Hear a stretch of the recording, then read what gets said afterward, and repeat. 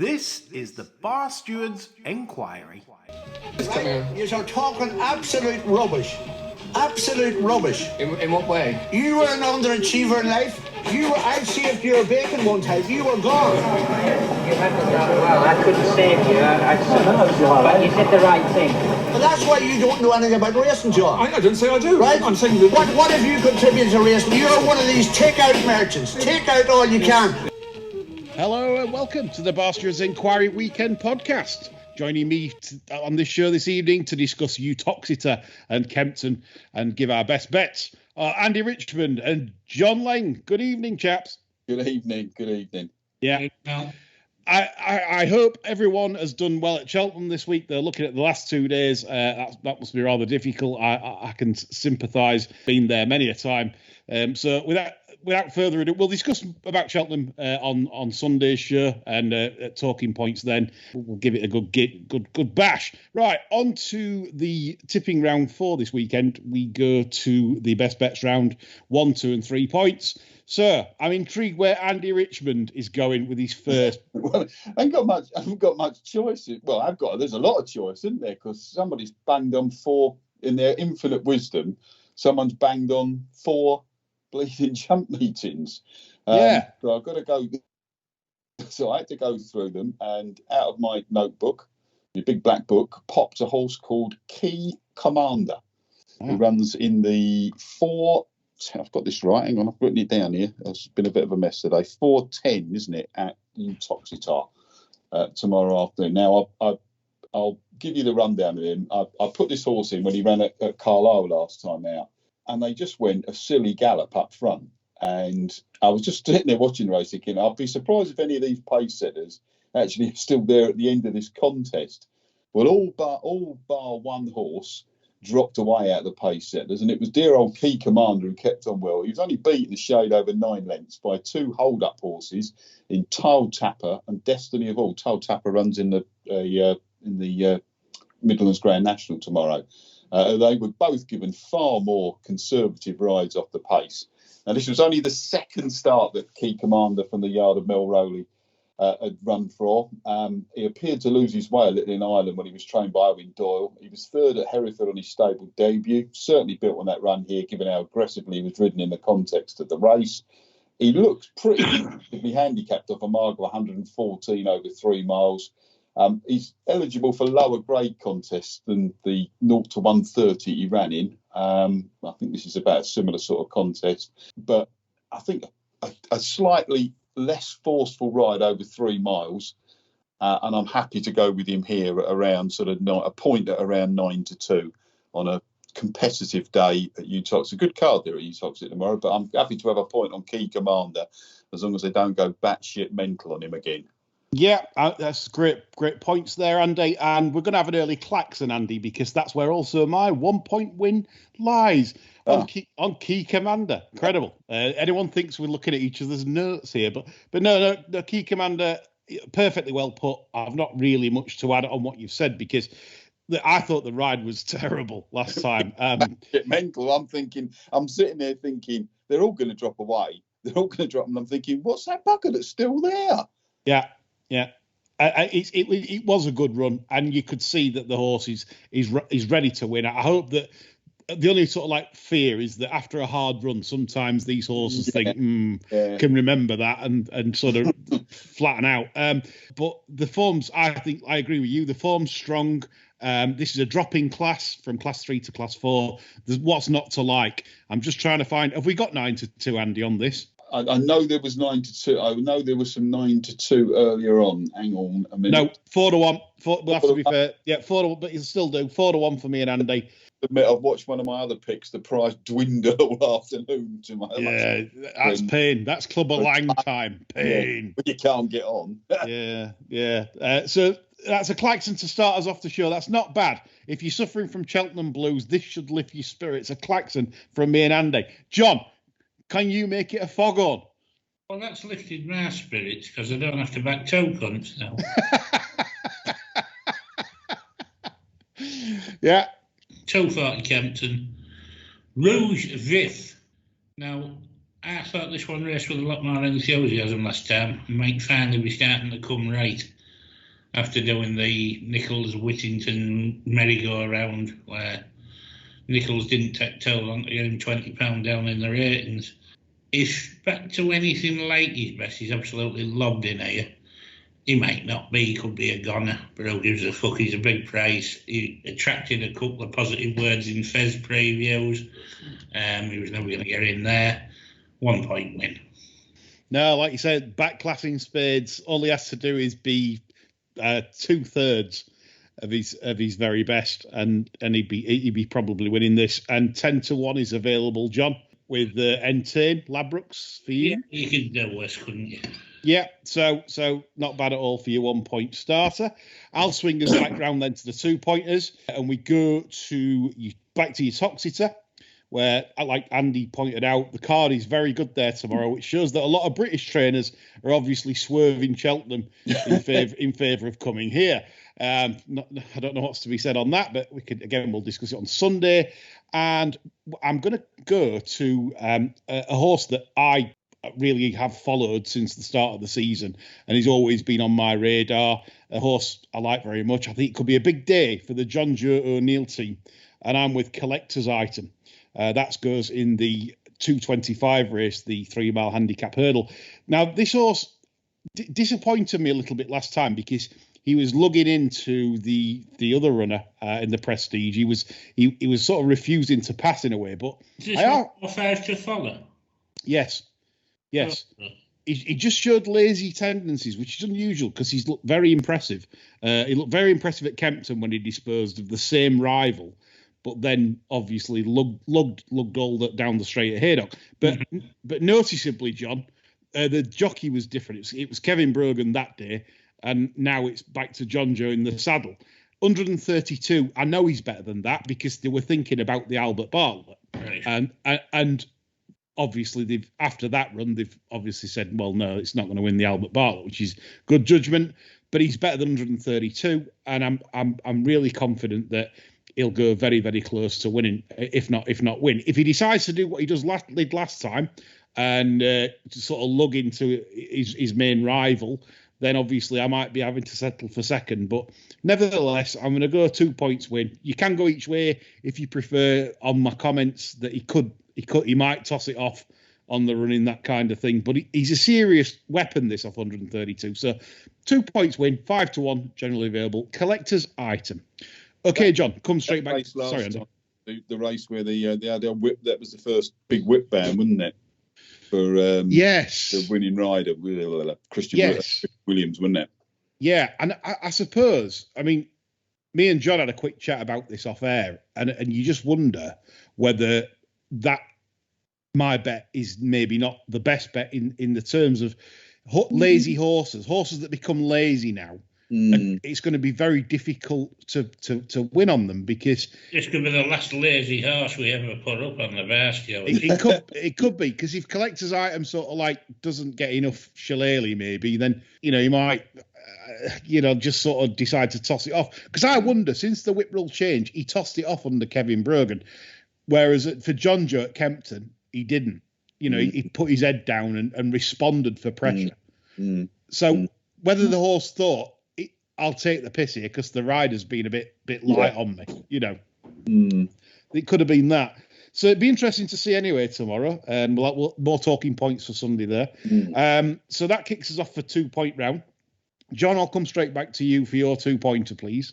Well, as we're coming towards the end of the stick jumping season, and knowing how I've relished every minute of it, I thought I'd better have a bet in the Midlands National. And I've gone along with Major Dundee. This one won off 123 and 126 last year in lower grade than this. So, as regards weight on his back, he's actually better in here, and I think that always helps in this slog fest. Yes. One winner in 10 carried 11 stone or more. So, I like the fact that he's got a lightweight. He's had a light campaign, hopefully geared towards this. He's possibly a little bit lacking in tactical speed, which again, given the whip rolls now, could be a problem. Because, like the rest of it, probably pretty fucking slow, really. But he should see this trip out nicely. I think he's a fair shout for a place, so I'll go 1 point each way. Yeah, I think I'm just looking at the odds comparison. I think you can get 14-1. Just looking here, yeah, 14-1. Paddy Power Betfair. It's at 5 places, John. Yeah, 5 places. 14-20 each way. Major Dundee. Major Dundee. He's a bit tricky, like you said, John. But again, he's an horse that I backed back in 2021 off 123, 126. He was keeping a bit back for himself, and he's basically, I think he's got stamina in spades, like you said, third in the Scottish National, and a horse really that, yeah, it's a fair shout, John. In what As I say, this might be the end of us putting horses up that need any action from the saddle. Really, it could be a lesson in punting this weekend. We could be the first podcast to go exclusively on bridle ponces. I'm gonna say it should suit Paul Nicholls and Dan Skelton, these rule changes. Yeah. I think, that their horses seem to travel like dreams, but yeah. See, I don't mind that selection at all, John. I think it's a good choice in a very competitive race. Is the Midlands National this year? Good stuff, John. Andy, coming to you. Right, I'm going to go back to Uttoxeter and a race that usually works out very, very well. The 3:35, the Novice Handicap Chase. Great race. I've loved this. There's a couple in here I like, but one I like more than all the others, which is Iron Bridge. I've loved this horse. Just hope John Joe has a good day. Then I've loved this horse since when he ran over hurdles. But when he won first time out over Chases at Carlisle, I thought very good. He then disappointed a bit at Chepstow on his second run over fences. But I didn't think the way the race was run helped him at all there. It was behind another nice horse called Man of the People. And he just didn't get, again, I don't think the ground was soft enough. He didn't get a strong gallop. He then won a 2-horse match at Haydock, but it was his run at Warwick last time out that really marked him down. They moved him back and ran him over 2.5 miles, which was a bit stupid, and he got beaten by Galahad Quest. And they just didn't. I mean, you know what Warwick's like. It was a competitive enough event, but he had to play catch up with the winner and the eventual third over a trip that is just way short of his Optimum, and he got hampered at the first as well.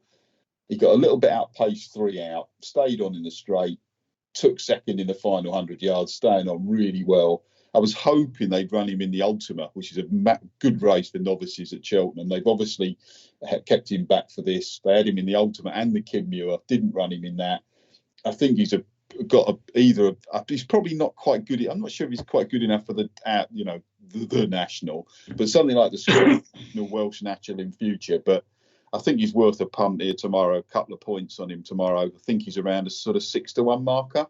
No, 4-1. Oh, blimey! That's the other one that's been pumped. But yeah, I'm still happy to have a couple of points on him to win tomorrow in what is a really good. That is a good race tomorrow. Well worth watching. Lots of different ones in there. Gustavian, Super Survivor again. Jamie Snowden, good week this week. Even Blackjack Magic. I mean, it's a good race. The price is a bit skinny, but I've liked this horse for a long, long time, and I'm going to stay with him, Iron Bridge, because I thought it was a really good run at Warwick last time out, which isn't the easiest course for a novice, and he jumped well, just got outpaced and back over a proper trip. I think he'll go close at the very least. 4-1 with Ladbrokes and Coral. We'll discuss that race in more detail. We've got some opinions on that for sure. Good stuff, Andy. Right, John, I'm going to swing it back to you for your max bet. Enough of this jump south. 8:30 Wolverhampton. Keep them waiting, John. Damn right. Don't think you're going to fucking bed early. Just got it. I'm going out tomorrow night. Yeah. Yeah. Well, cancel. Cancel. Come on, John. Hit me with your rhythm stick. Victoria Falls. Course and distance winner. Only put up £2. And was keen enough that day, so yes, can actually put in a better performance than that. And take the kids' claim into account, he's a pound well in. Good draw, travels Andy. No reason that I fancy this 3 points win. 3 points on the nose for John. Carlton Palmer, racehorse training out, obviously, for Michael Owen in Cheshire. That is available, John, I believe, at 7-1. I'm just going to clarify this. Yes, 7-1. Generally available for the Naps table leader. That'll do. Can John hang on? or will there be a Probably late probably be a late charge from some randomer? I don't know. I think I think we're all miles behind, John. Well out of it. I think Yeah. the trophy. Yeah, see, I'll say you do it double, Andy. I mean, I think it'd sicken us all off. I mean, you put it to the sword last year on the flat season. On the flat. Well, I'm just waiting for the flat. Really, this is quite perverse. I hoodwinked you. Yeah, we said about like John might win the jump season one, and you won the flat. I mean, there you go. It's like the only one who's won the right season is Quentin. Yeah. Absolutely, yeah. He had a storm out, and yeah. He looks like he's done his money with me on his bet year, thankfully. Anyway, right, good stuff. John kicking us off with a nice 7-1 max bet on the Sandpit. Andy, I'll come to you. Right, this is the horse that I've got two horses in the 205 at Kempton that I really like. Yeah, and one of them the price has been dribbling away all afternoon, much to my chagrin. The 2 point of the 3 points, I'm going to put 2 points on Yorksea. Now it might only be a small sample size, but it looked as though it paid to be ridden very prominently at Newbury. Yeah, in that Betfair hurdle. Both the winners were trained by the excellent Chris Gordon, and the one there's been a few that came from off the pace. One was that Favois that won today. And those coming from the back just didn't have a chance. Filey Bay also ran a good race out of that race today. But Yorksea was one I really picked out. He was one of the 5-year-olds in the race. They're an age group that do have a good record in the race. He was a winner on his previous outing at Fomwell when he beat a next time out winner, Pyramid Place. I just think the test was a bit too sharp for him on ground that was really quick that day. It won't be as quick at Kempton. He also took a considerable rise in grade there.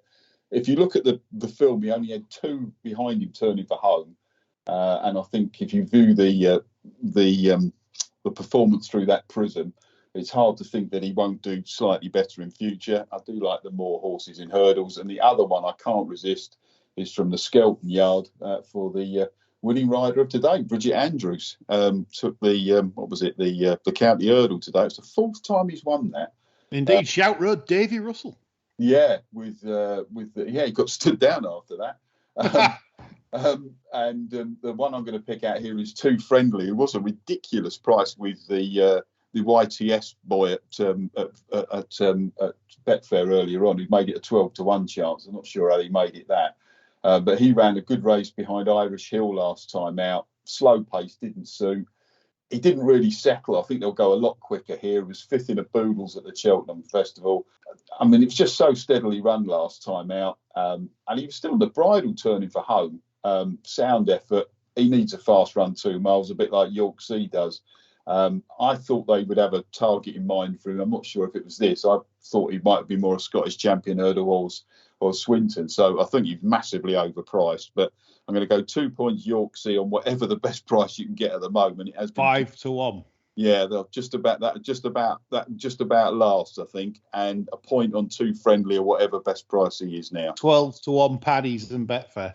Yeah, well, that's still too big. 2 points Yorksea, point on Too Friendly in that 205 at Kempton for two horses who are miles better than their marks. Good stuff. We'll discuss this in more detail at the end of the show for those of you who want to stay around and listen to what we think on some of the runners. To finish the best bets round off, I'm going to Andy's race in the 335 at Uttoxeter, and I'm playing this race a little bit different. I'm going to go a 0.5 point combination forecast, and the three horses in question are Iron Bridge, Super Survivor, and Mackle Duff.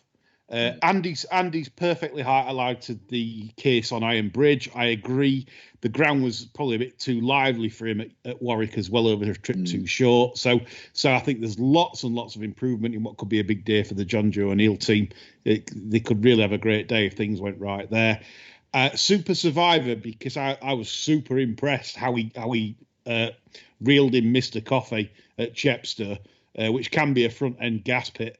And Super Survivor absolutely just run. I know Mr. Coffey's a bit jadey in a finish, but it wasn't a case of Coffey being jadey. He's the one I'm frightened of. I nearly did a bit of split stake wankering between. Yeah. Well, Yeah. it were interesting hearing Jamie Snowden say that the target is next year's Welsh National, so you can see what they think of him. He is a powerful stayer, so he wouldn't want any tactical affairs or getting trapped. Uttoxeter can be quite tight down the back as they pivot and as they go the other way around. And I just think that's where Super Survivor might not enjoy this course so much, but I've got to include him because he will be powering home. And the other one is a sort of out the box one, Mackleduff. The reason being, this horse always had like pretty strong hurdles for him. Third to Gowell Road in a Cheltenham Handicap hurdle. He's had wind surgery. He's come out chasing. Hereford on his chasing debut, he jumped and not well. Jumped slightly to the right, which sort of suited for Hereford, but still not. Didn't really take a cut, I didn't think. And then at Wetherby, I think the difference was Sean Bowen, because he's been ridden by Coleman, quiet jockey, Fergus Gregory, quiet jockey, England, very quiet jockey on the non-triers, and they've put good old Bowen, Sean Bowen on, who, by the way, I think if you watch the whole race, which I did, made sure I watched every single fence. You could see the horse pick up in confidence throughout the race. So it started jumping quite markedly to the right down the back on the first circuit. But then on the second circuit, it didn't, because by then, Sean had sort of straightened it up. I really liked Sean Bowen for this horse. I think it makes giant strides under Sean Bowen. And to pick up, I know the opposition was weaker that day than what he's facing today, but the way he picked up E Street, you'd have said coming to the last, not a chance you're going to pick this up. And he didn't just pick it up. I mean, it only won a neck, but you could see in another few strides, it had probably shot 4 or 5 clear. There was lots left. £5 up for that. This is a really progressive stayer with the right jockey on board. And I think just sticking that in the mix, that those were the best 3 I like. So here comes that dirty grey autonomous cloud to run on into second for the umpteenth time and spoil the bet. But anyway, so that's where I am. So I'm agreeing with Andy. So that's the rounds finished for the best bets. We're going to move on now to previewing the races, and we'll go to what I thought was very, very difficult Kempton to start the previews off. The 130 is the Virgin Bet Novices Limited Handicap Chase, 7 go. A wide open affair, and I found this ridiculously difficult to solve, Andy.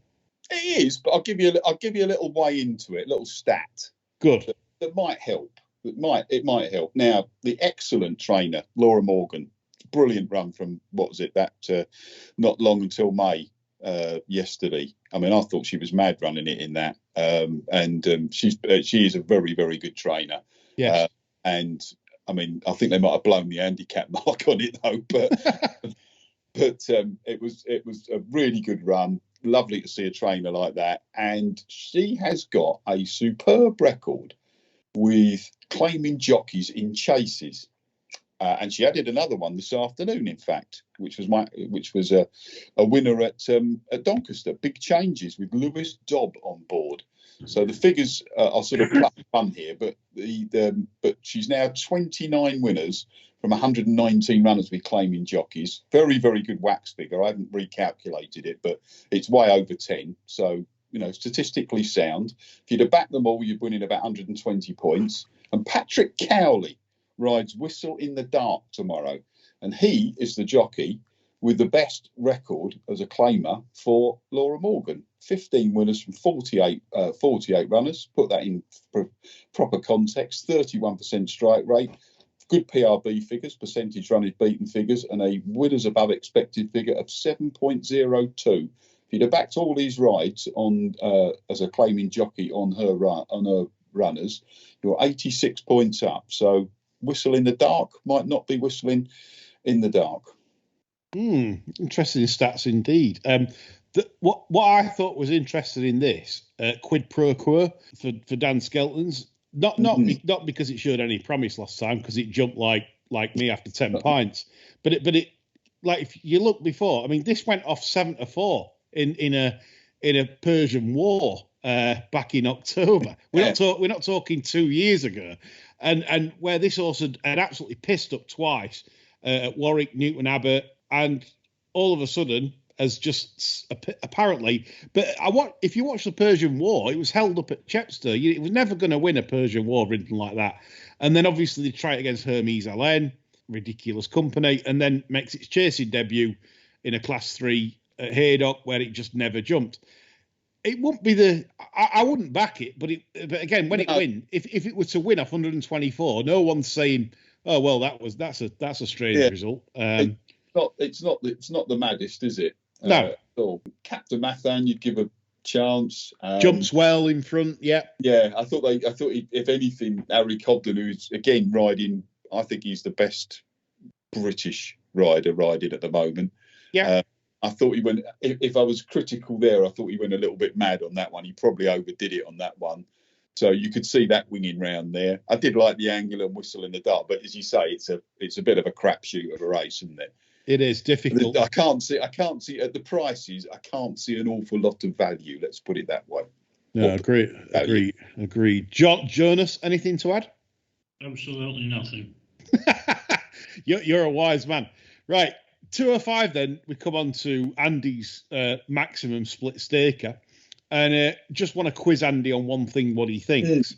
Right, so Yorksey, I totally agree with your comments about Newbury. I mean, it is a front end gasol, and it has been for a while, especially over the 2 miles. It's very difficult, especially on that ground. I think they gave the wrong going that day. Yeah, so you can rate Yorksey very highly, because I backed Monvielle for the same reasons. In like John tipped it up last week in the big handicap hurdle, so I backed that, and it ran well. It ran well. Obviously, it didn't win, but on the slot, it ran very well. Yorksey, my one question to you is: Is this a case of a trainer or the jockey getting off and saying once further, Gov, right? Because it's not able to get there at a track it can't get there. But then they up it to 2 mile 5 on different, on quite softer ground, and then it's like they do the same tactics, but then it gets there and then just absolutely wades about 3 out because it doesn't stay. It could be one of those, couldn't it? It could be one of those that doesn't sort of quite get there, but I think you get it round here.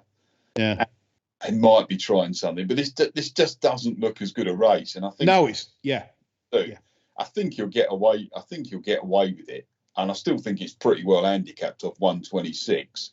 I think it's probably 135 horse, somewhere like that sort of marker. I couldn't see an awful lot ahead of the handicapper here, and I certainly think Too Friendly is not the worst handicapped either. They both travel pretty well.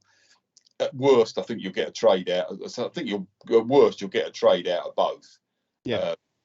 If nothing else, and I just didn't see an awful lot else in the race that I liked, and I just immediately, when when you've priced up enough races as you have, Lee, and John, you look at a price and just think that's wrong. Yeah. And I just thought the 2 prices were just wrong, without doing anything else. And I just thought, wrong price. Let's get involved. 2 miles 5. Yeah, I'll sort of take that on take that as a slight question mark against them both. But I think they both ran well enough last time out to be on the radar here. And I wasn't frightened of a lot else in the race. As I say, and they both seem to have been well backed. And I agree. I totally agree, and I think the only doubt, like what I've just highlighted, so yeah, you play, like I say, your price is compensating as well because it is not a great race. John, anything to add? I thought Harbour Lake might run okay, actually, back on a better surface. I think it's still a bit of wiggle around with the 132 mark, but I wouldn't be breaking my neck to back it. I'd much rather rowing with Andy, to be honest. Yeah, no, Harbour Lake wouldn't surprise me. Harbour Lake was another one I did look at, and I agree with John. I think that the better surface will suit him. I think I'm surprised they haven't really kept it for some really good going. Yeah, there's some decent stuff in the around. I know you boys are not into the old summer jumping, but there are some quite decent prizes around, and I could see it, on a really good surface. It's be interesting to see how he gets on tomorrow. But on a really good, it's something like what we would still call the Swinton. I'm not sure if it's still called that anymore. And there's a few decent races at Cartmel over the summer on decent ground as well. I'm looking forward to them. Yeah, I thought you would be, John. You'd enjoy a day out. Yeah? You really would enjoy a day out there at Cartmel. Nice bit of pie. I'm just picturing John sat there with an hanky on his head, like Blister and he sat there in a chair watching him go around 4 times. Like you can do that at York in the summer when you have your day out in the middle. We do. Before I rock up and bring a bit of class to the next day. There's plenty of pork pie on those occasions. Yeah. Anyway, we move on time wise. 240 Kempton is the feature race there. The 2.5 mile Virgin Bet 5's handicap, 60,000 added. Complete unknown is 9-2 Jolly. Again, another race I found ridiculously difficult to solve. Jonas Leng has chimed in with his case for Rouge Vif, which we've got, and I understand that. To be getting back. Yes, and rightfully so, because people are trying to find an in to the race as well as probably connections. But yeah, it's one of those. If Rouge Vif comes back, they're all going to struggle, I think. Galahad Quest, maybe Andy coming, back. I'm not sure if the handicap was sort of. I mean, he's going to find it tough. What was he off? One off 127. I mean, it'd be a good pointer to Iron Bridge, wouldn't it? So we could do with it. We could do it with him running well. What did he run off? 127. I mean, they stuffed him up. They've stuffed him up £7 for that. Rouge Vif, I get on a handicap. I mean, they got that almost too well handicap because he was in the. I'm pretty sure he was in the. I think he was in the plate and the Grand Annual, and they got him too well handicapped to get him in because he got balloted out of both of those, which is why he's rocking up here. Yeah, there's a whole host of horses in here. You could sort of think, Beakstown I've given up a long time ago. Captain Tomcat. I cannot believe that. I'm just looking at some time form stuff here that they've got Dr. Richard Newland as a trainer in form. He ain't been in form all year. No, he's had problems, hasn't he? Oh, he's had I mean, they've just not been in form. We had the odd sort of flash, but I still wouldn't touch anything from that stable, I must admit. Venetia's not in the greatest of form at the moment either. I thought, Pumpkin, Complete Unknown. I thought that ran pretty well last time out when it was second to Gala Dilito, but it is favourite. I think it probably, if the cash keeps coming in Rouge Vif, I mean, it might have completely gone, but it looks like they've got him particularly well handicapped. Complete Unknown is a solid one, but as you say, Lee, it's not a race you'd want to be getting too involved in, is it? No, it's certainly a gin and pate race for me down here. 150 Uttoxeter to them. We've got 4 races here to finish the show off. Hitching Jacking is 9-4 favourite for Dan Skelton, who appears to be targeting this meeting. I think he's got 6 runners, or maybe I've got 4 runners, 5 runners, I don't know. But he's got plenty of runners, and he's a track he likes winners at. And I think Hitching Jacking has won its last 2, but a bit of a high head for me. And is he just doing enough, or is that high head a worry, Andy? The prices, I was looking elsewhere, I must admit. He has got a good record here. He does like this track at Uttoxeter. I was looking at another one down the bottom, old Lord Snooty. Now, Christian Williams has had a pretty desperate year. But that's in the next. No, that's in the 225, sorry. 150. Sorry, I've got one ahead of myself there. No, I must admit in this race, no, the one I was looking at here was Up for Parole. Yes, I thought he had a decent chance here. One that was ridden by a £10 claimer last time out. They ran him at Carlisle, and he just went off like bat out of hell. And I thought he was quite interesting for Jamie Snowden. It wasn't a race I really wanted to get strongly involved with, as you could see by mixing up the runners. But yeah, I suppose Hitching Jacking. If you look at his last run at Wetherby, I suppose if you were being generous, he did dig deep under pressure, but the head carriage, it was a little bit high. So, but again, I've seen a few with the head carriage up this week who've gone through with their effort. He doesn't look badly handicapped. He looked better still, as you say. I suppose the Skeltons are targeting this meeting. He might do better still. He's won his last 2. He's got a bit of track form round here. I suppose, yeah. I mean, if you were looking for one, I'd probably at the prices I'd prefer up for Parole, especially if they ride him forward, because I do think Gavin Sheehan is very, very good on a front runner, as he proved this week. Yes, indeed, he did. Yeah, obviously on the On Fez, the thing, the the one Fez that winner. the Mayor's Novice. Yeah. Wear it well for Sir Chips Keswick. Absolutely. So, John, question for you though on this, if you've no opinion or whatever. What are the RBs doing with Stagor? What an absolute disgraceful set of owners, John. You've got an horse rated 100 on the flat. In fact, the last flat run, it won that Ponty Conditions race over 2 mile 2. They've not bothered to run on the flat since. They ran it in a novice chase at Catterick last time. Yeah. It were pulled up there before they Lanzarote, right? It pulled up at Cheltenham in a Grade 1 last March. It doesn't Right. like stick jumping, does it? Right, what are they doing? Like, this should be right. So me and you own this. The last thing this is ever seen is birch, or any kind of obstacle in its way. I mean, if you've got an horse rated 100, you could basically just, I don't know, running some nice race on the flat, engineer a mark, whatever you want to do. But You'd be whizzing it around on the all weather over the winter in some decent races, wouldn't you? it's just weird, isn't it? I find this really weird. It's Ben and Sir Martin RB, absolute morons, John. Do you agree? It's not like they're going for good prizes or anything, is it? I mean, No, 14,000 guaranteed. So they're winning 7 bags at Tree Trunk shithole. Yeah. The I mean, it won that conditions race at Pontefract, didn't it? The Phil Ball Trophy thing. Yeah, So yeah. it's got to be all right. I mean, it's won that the last. 2 mile 6 at Ascot. Yeah, Queen Alexandra. You go rode it, you couldn't hold it. yeah. Yeah. Anyway, we'll move on. It's just Very bizarre. fun. Bizarre. 225 collector's item. I think, Andy, I know you're going to tip Lord Snooty in this.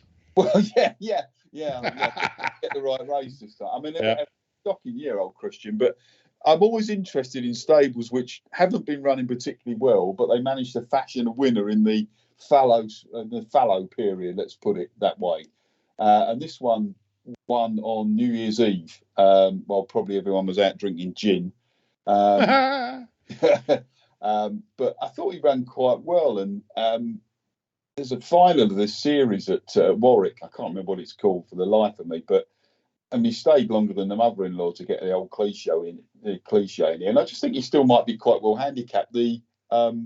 And the second from that race, Farmer's Gamble, won next time out as well.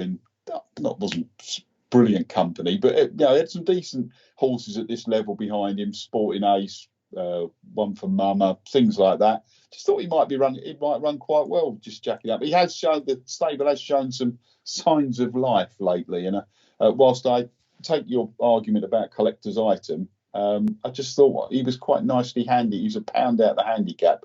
Still think he's quite nicely handicapped, Lord Snooty. Agreed. Yeah. Did it well at Warwick, and I think 1-2-1 probably underestimates him as well as the selection. Jonas, anything to add? Thought well about Oscar ran quite well last time from miles back. I could say that, running decent race. Yeah, for the Skelly Bob, he's got a few entered up tomorrow, as we said. Ballygriffin Cottage in the race as well. Skellycopter after the race. The Skellycopter. Right, the Midlands National. So John has tipped one with a decent profile and a decent chance in Major Dundee, third in the Scottish National.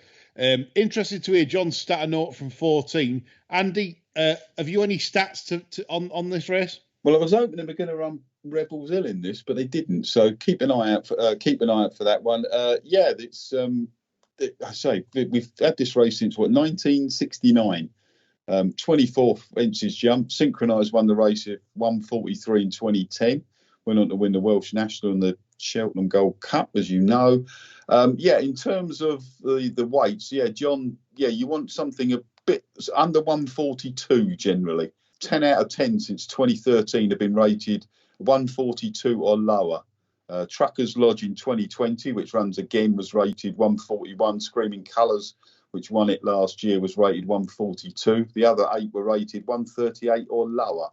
So you probably need something around that sort of marker. 8 and 9-year-olds have done quite well, although there have been Screaming Colours was a little bit older. David Pipe. I don't think has he got anything in it this year. He won 4 runnings from 2011 to 2014, but he's struggled a bit since. And unsurprisingly, 7 winners since 2013 have worn a form of headgear. David Pipe's got Django in it, 100 to 1. Right, the outside. Those that runs about every other day, doesn't it? Yeah, it runs in anything they can get it in. Yeah. Favourites haven't done particularly well in this, and horses aged 10 plus are 2 from 68 over that since about 2013. There's a few stats. I think you probably need something. I mean, there's not that many rated over 142 this year. Mr. Incredible's not running. I Will Do It looks to have a welter burden, doesn't it? It's amazing that a horse that with those credentials can't get in the national.